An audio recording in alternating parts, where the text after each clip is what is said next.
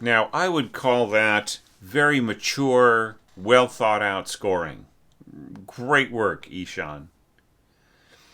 Um, you probably noticed that I reformatted your score. I just basically did kind of some pasting together and cutting and copying and so on because you had your score layout a little differently. So yeah, so I formatted it so that it works better, in landscape mode. Um, anyway, might want to look on how to do that just in case you need to do any kind of lecture demos of your music or do any other kind of stuff. Maybe there's a way to set your notation app so that the Sibelius will actually extract a version of your score with playing along with a mock-up and a little like a caret that runs through the score, showing where each event is in the score as it plays and so on. All right. Well, let's check this out. Okay. Um, just a few comments here. I feel that you bend a lot of stuff here, like in terms of your natural horn scoring, but that doesn't mean that it is necessarily like you might as well have just worked with a valve horn, right? I mean, yeah, here we get like some A's and so on, a B natural, F natural there, but I mean, it doesn't. What would have been interesting is like if in your mock-up you had done something to make these notes like sound stopped or half stopped, right? So that you could just really get a good idea, of what it was doing to the sound of your octet. And of course, like the biggest problem is that you have got in your mock-up, you've got the sound of like full string sections, right, rather than individual instruments. And that is also going to misguide you if you are using your mock-up as as some kind of reference to whether or not the scoring is working out, right? Because the instruments are going to have a completely different character as solo instruments or single instruments playing against one another. Like a quartet, as it were, of strings playing against a couple of horns and an oboe and a clarinet, right? So like the balancing has to be just very careful. That doesn't mean that you need to sort of constantly mark the strings up and the winds and horns down, but it does mean that some of the proportions may or may not work exactly the way that you feel, right? So, or the way that you expect. I thought it was interesting that you used double bass here as opposed to two violins, viola, and cello. I mean, I almost feel like you could have had a no net, right? With first and second violin, viola, and cello, right? Because the problem with the way that this is scored is it really turns the violist into second violin, and that's not exactly, I mean, there are you lose the ability of viola to support first and second violin, right? And it can become a very busy instrument whose melodicity is sometimes not quite as powerful as it needs to be in certain situations. Okay, so those are just some basic observations going out of the gate with this. I mean, it doesn't necessarily mean you did anything wrong or bad or anything. One last little observation is I think that like maybe a better balance for this could have been like a single horn and a bassoon, right? So you're just having a bassoon to play some of the lower parts and so on. Now, this sort of octave 8 thing is completely not needed in this situation. All you have to do is just say old notation in parentheses, right? And that's much, much better than the octave C thing. Now, if you are a horn player, maybe, and you're running into this with working with natural horn parts, then please let me know. But it's something that I just have, like if there's ever a question, right? And then thinking about these as like natural horns, there will be a tendency to just think in old notation in the parts just naturally, right? Just especially when you get a low C down there, right? They'll just know that they'll just play the fundamental and so on. Okay, so with all that out of the way, let's talk about how this was scored. So yeah, so you've got your here's another comment about this layout the way that it is. You get the double bass player doing a lot of parts that should be done by a cello. That you have like really aggressively active stuff. While the cellist is doing things that are more suited to the viola, right? So yeah, so that's also a danger with leaving out the second violin part. Of course, you always have the option of having just a standard string quartet, no double bass, and just not having there be too much low end, right? Just rearranging for that sound picture. Okay, but anyways, it still works for the most part. You've done a lot of compensating and so on, but occasionally the double bass part gets really, really active, right? Okay, so does the intro set the mood effectively? I feel that it does. You've got some cool stuff happening here. With this fade in here, like, okay, I'll grant you that. That's kind of an older convention. You want this to sort of sweeten or warm up the existing music here. If your mock-up is not giving you the exact turn, I would just say like notate it in. Da da da da da da da da da da da da. Just like if you have this situation again, like maybe you don't use mock-ups for anything, then that's fine. But if you have a situation where you really have to kind of demonstrate things to a client or something like that, just write it in, okay? And don't let the mock-up play it back wrong. Is what I'm saying. And here, this feels a little fussy to me. Da da da, as opposed to just da da. It just feels like so much more natural. Yeah, that is some deliciously low scoring. You kind of have got to tell us that this is clarinet in A. Okay. All right. Horn in A, horn in D. Yeah, I like how you went to D major with this.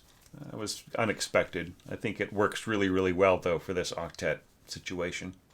It could have also been like everything could have been like up a half step and been, or excuse me, yeah. So it could have been an E flat, right, and just had more flat instruments.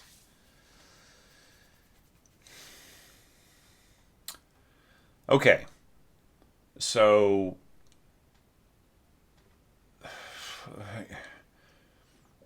this double stop is okay. There are some things in the finger positions that you kind of need to work on. It's like this is not the most natural kind of a thing. So like looking ahead to this, the player would be doing this on the G string, and then like the G would be right there where they needed it, and then they do the D on the fifth, and so on. Yeah, I mean it's doable. It's just not. You're not going to get that kind of more balanced sound, but it'll still be nice. Yeah, I mean it'll be nice, sort of Sol G kind of a sound. Yeah, this is going to be like the clarinet and the D horn in octaves is going to have a very serious sound, right? It's almost like C.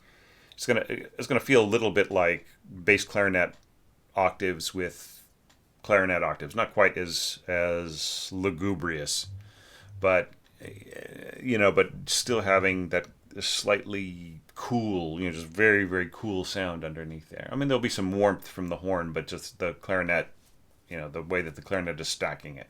Might have been better if you had two horns, right? Which is kind of takes you in a more goth direction, right? And then you do that anyways. Here you've got your two horns.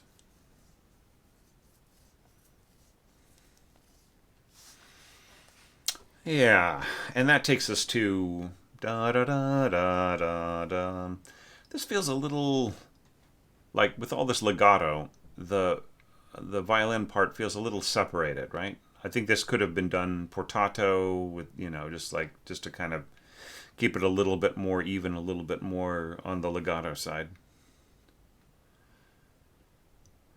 Yeah, I'm not too convinced by starting the bass note on the upbeat, just because, like, it just feels like a continuation of the previous, like, these previous low tones, right? As opposed to just being, da da da da da. I feel that, like, the phrase doesn't step into anything. It sort of just starts and continues on with this kind of drone below. All right. So in that way, I would say, like, does this set the mood effectively? It does beautifully, actually. But, like, is there kind of a natural handoff from one to the other? It's more like a continuation. So, like, it doesn't have the same, because of this right here, it doesn't have the same kind of sense of handing off to the next section, right? It just sort of feels like it's continuing at a higher speed. It's one of the tricky things, like when you really go down to an octet, is like just like really carefully apportioning the melodic voices and the tones, and trying to get more variety and everything else. So, does the melody start with elegance? I think it's very beautiful the way that you have contrived this, and and then, like, the oboe coming in there on top of the violin. A lot of people are doing this, though, like, keeping the strings down and the winds up and so on, to kind of get that really beautiful 19th century sound. I think that it works good. I think you just, like, if this were reharmonized in pursuit of keeping the pitches in the range of, playable open tones and not getting too high, that's fine, except for just watch out for the reharmonization. It feels like the harmony is sort of moving back and forth in the middle without having the same sense of beautiful upward reaching and then resolving downwards that Beethoven has originally, right? So just really watch out for that. It's also here in the viola part. This is a cool idea. Like, open D string and then fingered D and then back. That's kind of fun. Yeah, but I mean, nice shape here. I'm not sure that you really need to push here with your horns. I think that the just by jumping, up into an octave higher and so on with the range, you're gonna get you're just going to get a stronger sound anyway. So you don't need the push, right? It just is naturally built into the instruments.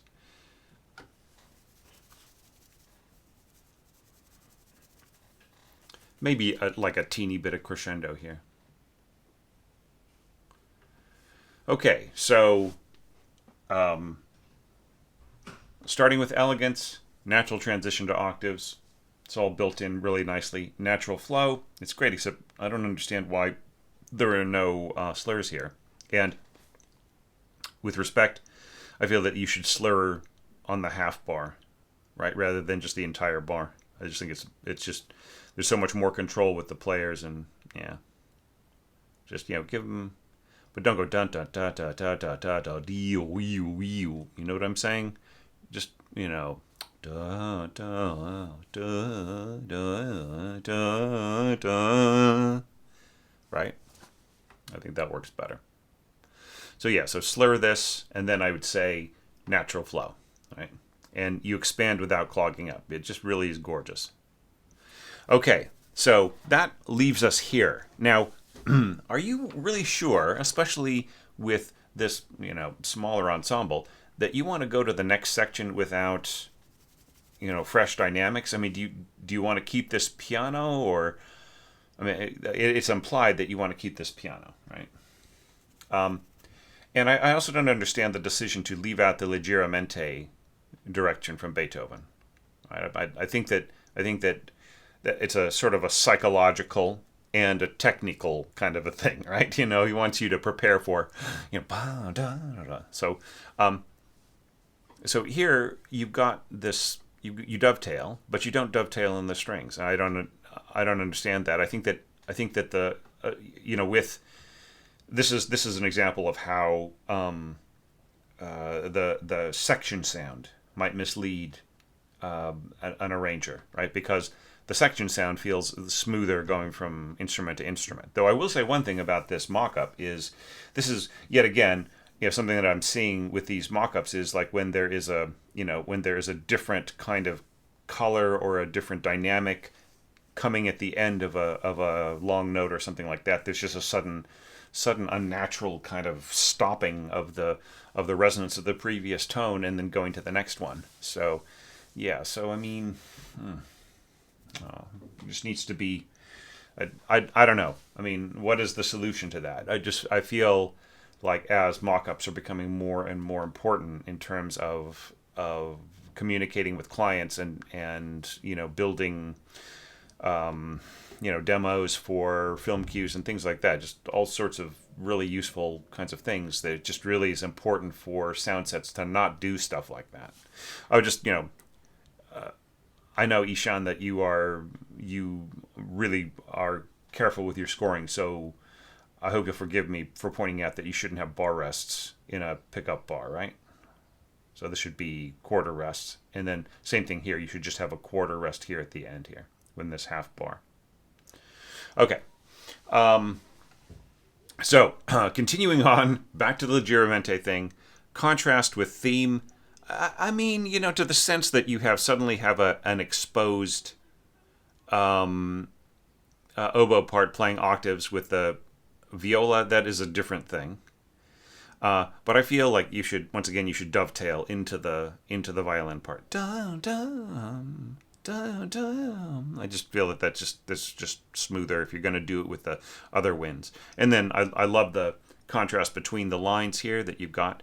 Just be really aware that this is going to be very heavy with the double basses under, or the double bass under there, right?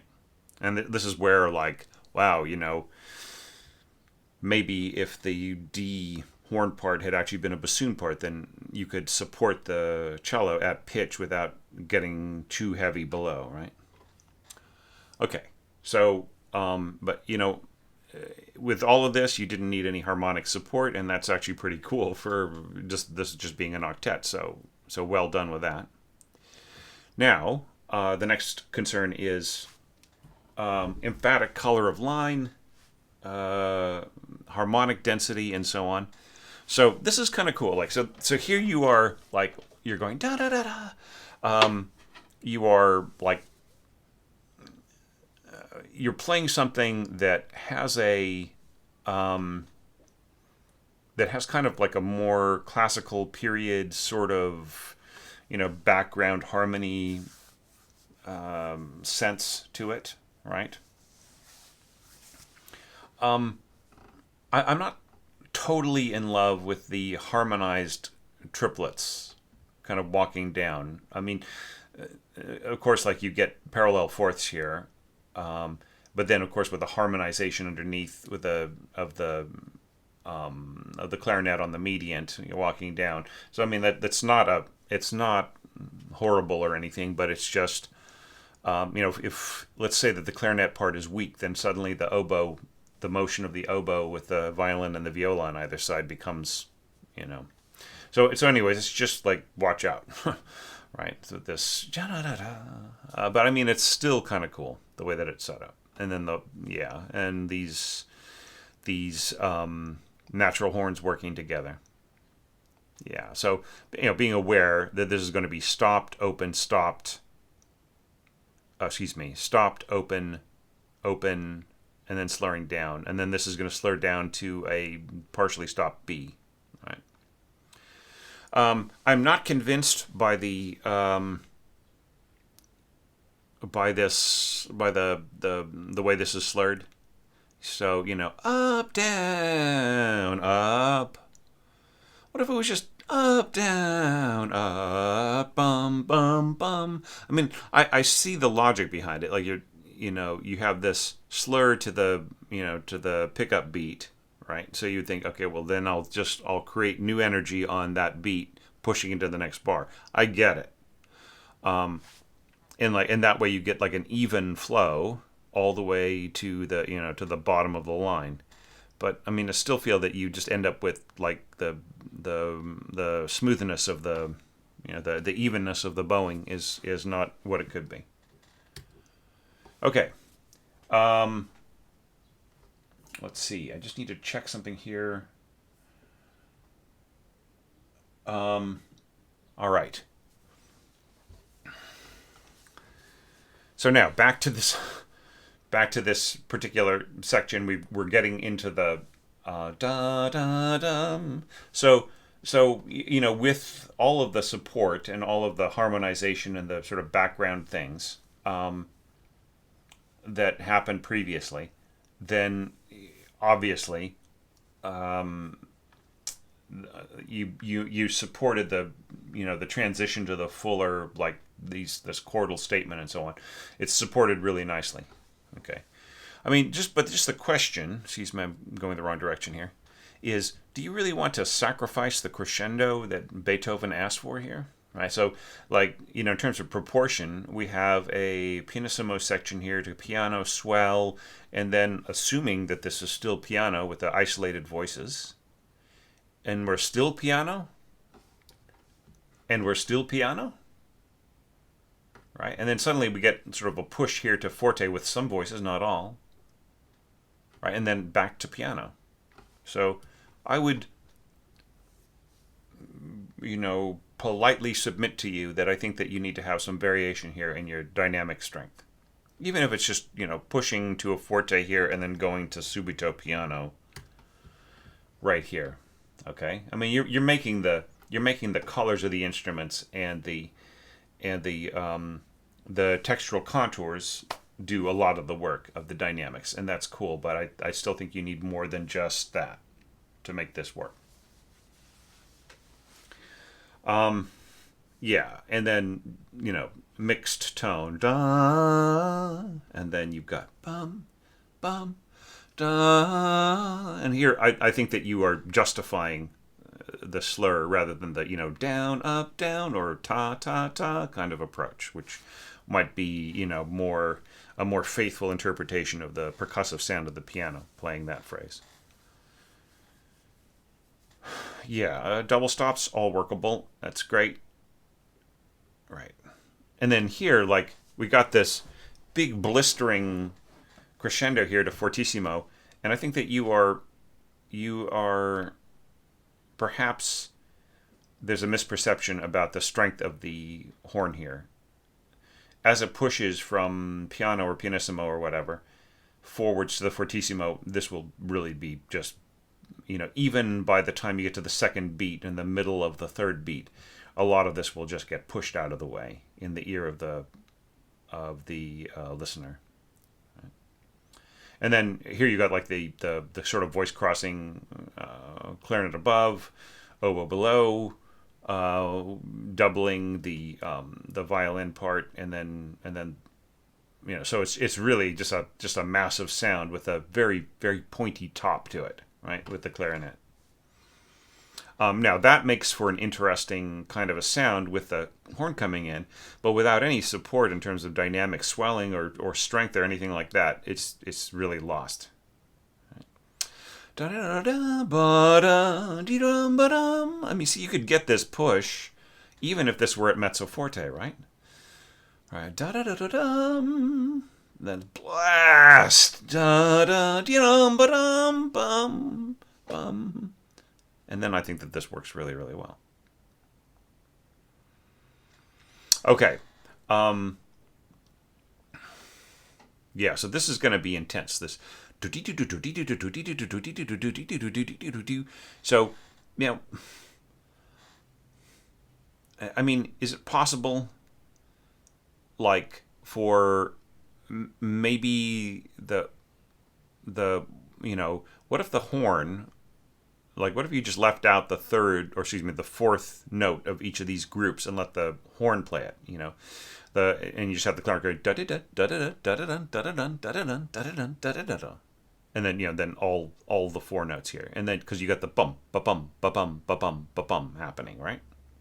Now it's like, okay, so just with reference to the previous evaluation that I just did, for comparison, like this is a much easier kind of a thing to do, because like you get the short fast note on the on the up bow, and so you got da da da da da da da da da da da da, and then ba ba ba bum, and like in this you've got this fancy little triple stop here, and it's all doable. I mean, it's going to take some practice though. It's like it's not something that I would want to just plop down in front of a community player or a or a semi-pro player and just say, hey, just sight read this now and we'll record it or we'll perform it tomorrow or something like that. I would want everybody to have a chance to kind of really work on everything.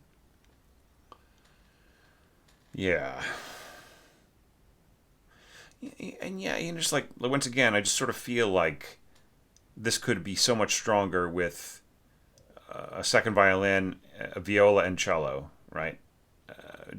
I just don't know if you really need these super low notes here, or maybe like with your low horn player being like a bassoonist, right? I just think that you just would get better timbral balance here.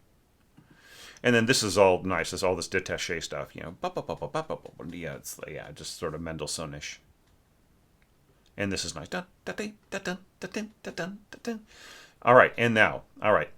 What I would really recommend to you is you don't need the accents on anything but the ba da da da da. Okay? Because everything else is just like bonk, bonk, bonk, right? It's like, once again, just like, Beethoven built it in so that the middle finger of the left hand playing the chords would just really lean on the middle note, which is resolved in the middle note of the next chord, with the ring finger, which is not as strong, right? So he's just using the natural strength of the hand. So I don't think you need to push on any of the other pitches. Just bring that out, and just to kind of point something out too, and that is like you're missing a chance here to go stopped, open, stopped, open, stopped, open in one of your horns, right? So yeah. I think actually if you think about this, let me make sure that I've got this right. So horn in A, sorry. So if this is horn in A, then you can have an open E, and then you can have, so the E would be written G, right? And then this note would be like written G sharp, right? So yeah, you could just completely get that. Except like this is higher pitch, right? So yeah, no, it'd still work out. It'd still be pretty good. Okay.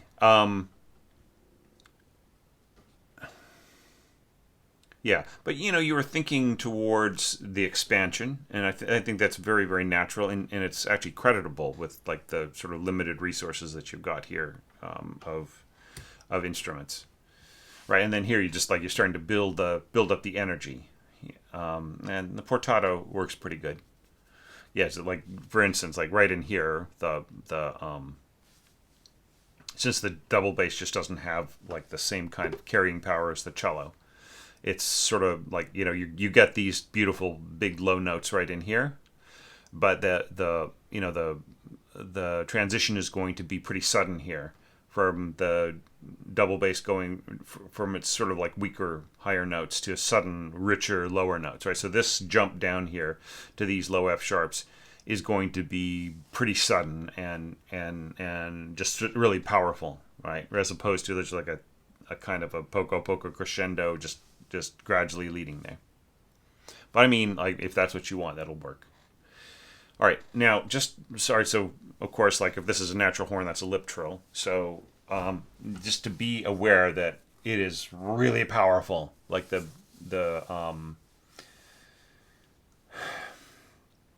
ba. So it's going to just dominate the sound here, and just like blast over anything that the violist is doing here. But I mean, I guess this is. I'm just thinking as a violist here. It's a little tricky, but it's all right. It just depends, yeah, how the fingering is done. It's totally doable. Okay. So my only real gripe with this is that I don't feel that by doing this here, like this slur forwards, diminuendo, longer note on the clarinet, and so on, and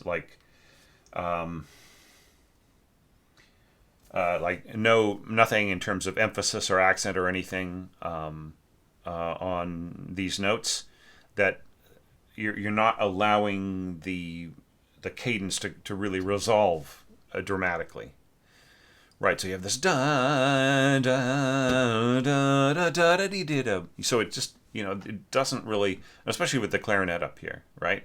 It keeps this in the game so that when this comes along here, we don't have a new quality of tone, right? The player is just sort of is just kind of hearing the same thing again, right? So it doesn't really there isn't any separation between these two ideas. Now, of course, if that's completely intentional and you're saying, yeah, that's what I want, that makes more dramatic sense to me, then fine. It's to a degree that's kind of a judgment, but it just has to do, of course, with playing with the expectations of the audience and being true to Beethoven. If that is part of your plan, then I think that you have to rethink this. Okay, because this is just such a massively satisfying resolution, except this keeps it from really feeling like the thing's finished, right? And there also we lose the sense of quiet contrast, like fortissimo, bam, and then the beautiful little piano answer. So it just cools down, but it doesn't punctuate, right?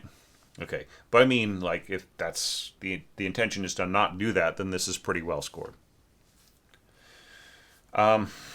Yeah, so here we sort of get into some of this is pretty effective natural horn scoring. Some of this is sort of partially stopped and fully stopped and so on. And some of it is less graceful.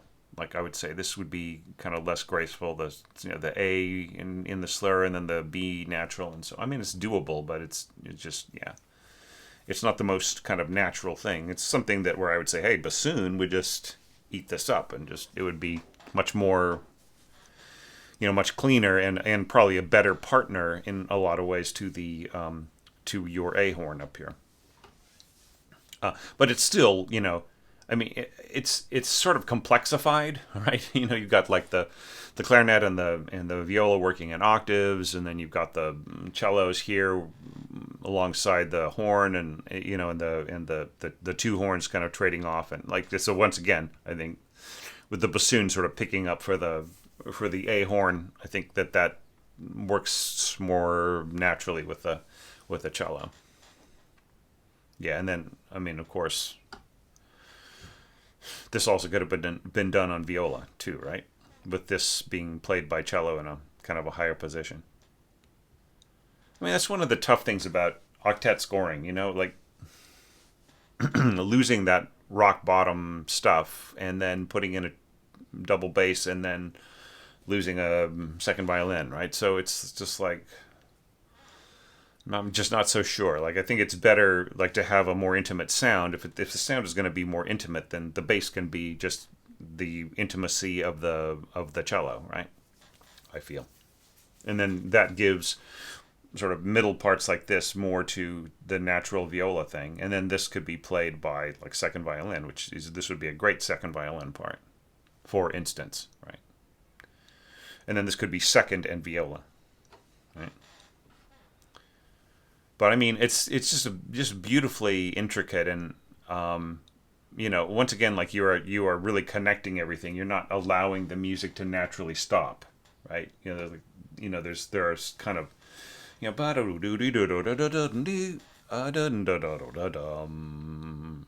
know, like it doesn't. It's just like you carry over and you continue and you make everything very holding, you know, for quite a while.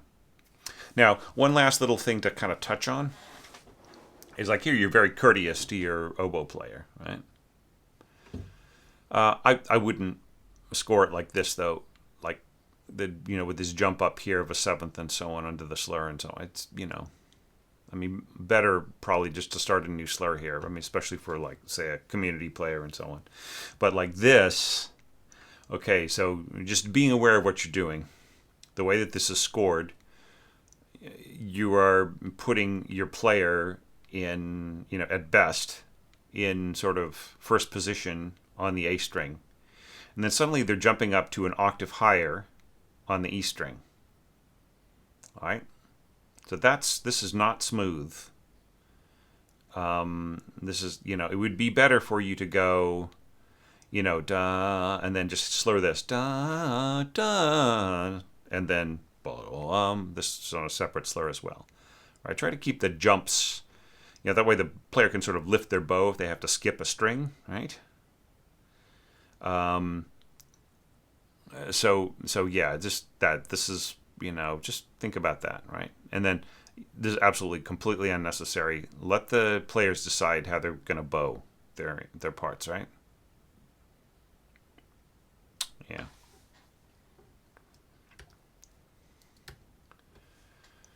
Okay. All right. So one of the problems like with the whole like dramatic thing, right?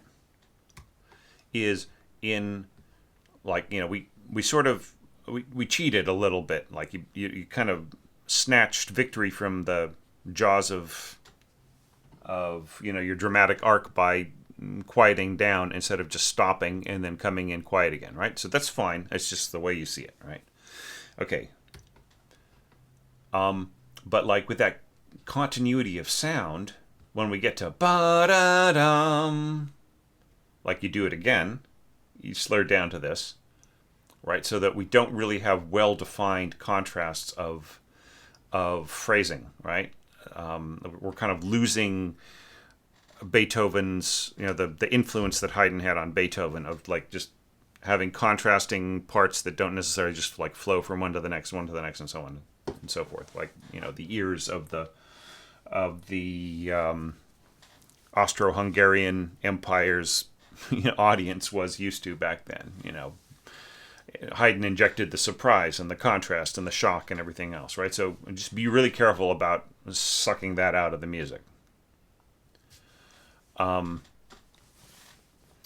feel this is a little fussy. Da da da da da da da da da da da. Maybe just go da da da da da da da, or just go ba ba ba ba ba ba ba ba ba ba da da da da. You know, or da da da da da da da da da da. You know, I mean, I just feel it's a little fussy to go. You know, bo ta ta bo ta ta bo ta ta ta ta. I mean, it sort of works, but it's like, like the, it's not a very natural pattern, and the, you know, the player might just elect to go, you know, like down, up, down, up, down, up. You know what I mean? In which case you should just be doing maybe this mezzo staccato on these two, right? Because that's kind of what it will end up being. All right, yeah, and once again we've got voice crossing in the clarinet and the oboe with the horn below, right? So it's going to have a it's like it's not the most even sound, right? So you just have to be careful, and especially here when you really put the power on, bum bum bum. It's good that you're doubling some of these winds. Okay.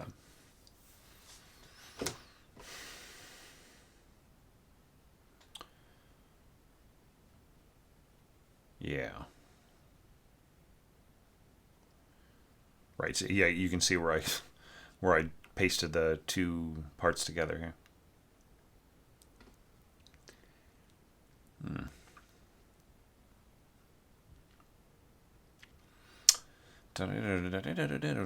Yeah, so this bowing is much better, I would say. Yeah, and this is kind of cool, the way that you bring in the cello here. That's nice. Cello and the viola working together. Yeah, so, yeah, nothing, no big comments on that. Yeah, I mean, I'm just curious. I'm sort of looking at this and how this was set up. Yeah, and it's that same thing again. Yeah, right. See, so I'm not so sure. See, I think that it works better here, right? This coming in on the pickup because it's coming off of this, but I'm not so sure that it works all that great here at the beginning, right? So, anyways, it's just some thoughts about it. But it's just a really cool score, Ishan, and it gave me a lot to talk about, and it was really great to see your take on this. And everybody's got a different sense of drama and a different sense of culture, right? There's like a lot of cultural kinds of things and influences.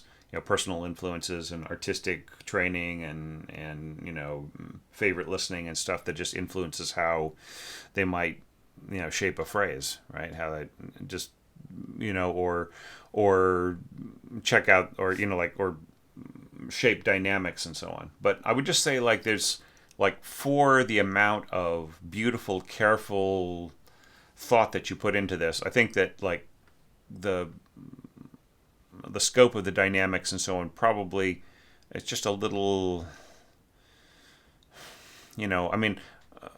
this feels to me like we're missing a crescendo here, possibly a dynamic change here, maybe just upping it slightly to mezzo piano, right? Or maybe or something, just to kind of make this stick out a little bit more, right? Because it sort of feels like an afterthought the way that it's scored just dynamically, right? And then here we just miss the da da da da da da da da da da da da da, and then the decision to go, oops, to go like either piano subito da da da or just continue the strength dun dun dun and then contrast dun dun bum bum bum dun dun dum ba da da dum. No support here, no strength pushing to like just to prevent your horn here from just burying everybody. So yeah, just so watch out for all those things, okay?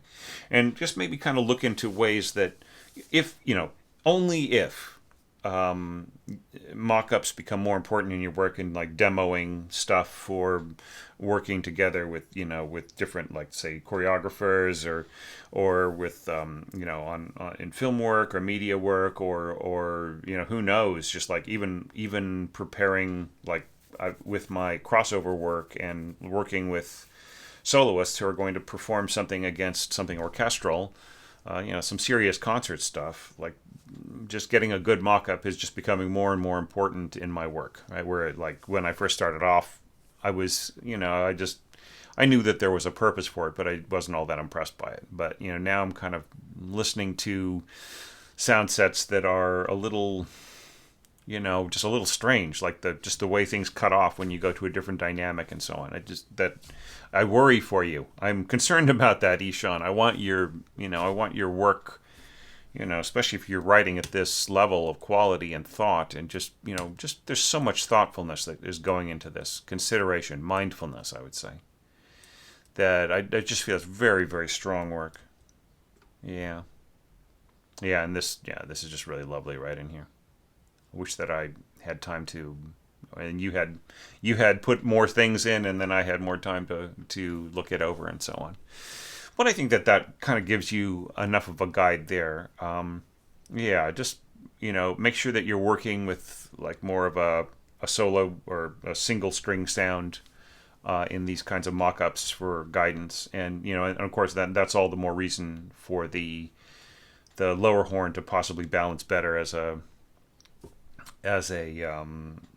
bassoon, right? And then that creates more opportunities for certain combinations in the winds as well, and it's just a more balanced ensemble overall, just the same way as just having a standard string quartet and kind of closing up the low end a little bit.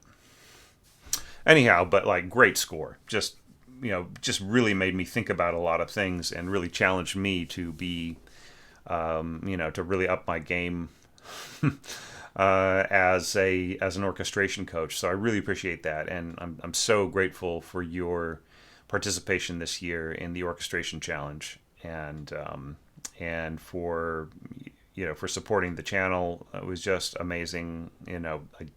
I just I can't imagine. It's difficult enough being a musician, financially and just emotionally, spiritually, and the fact that you guys have sort of stepped up here and made it possible for me to share my time with you on this, kind of coaching everybody on all these scores. It's just really a dream come true for me, and it's a blessing and everything, and is really helping me out, and I really appreciate it. So thanks so much for that. And as what's there left to say, except for you all know what to do. Leave Ishan some comments below, and also, Ishan, if you've got some, a few bits of constructive, helpful advice or praise or thoughts or whatever about other people's scores, especially in this sort of dotted brev category, dotted semi-brev, excuse me, then it would be very, very welcome. We would really love to hear what you think. All right, so see everybody tomorrow with a couple of more great scores.